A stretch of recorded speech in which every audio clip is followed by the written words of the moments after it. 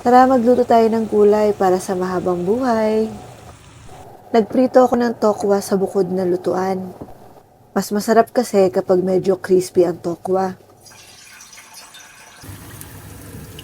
Sa another pan fry, naggisa ako ng bawang. Inilagay ko na rin yung pork meat para sa panlasa sa gulay. At pinrito ko to ng konti hanggang sa maging brown. Tapos inilagay ko na yung kalabasa. Hinayaan ko siya at tinakpan for 10 minutes.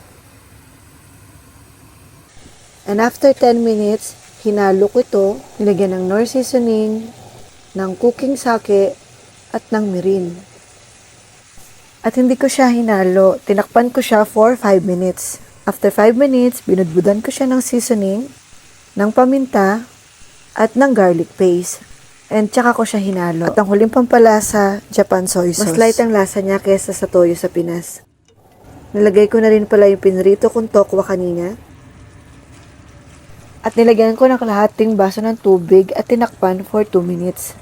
At para sa huling gulay, inilagay ko na ang repolyo. Ipinatong ko lang ito sa ibabaw at tinakpan dahil madali itong maluto.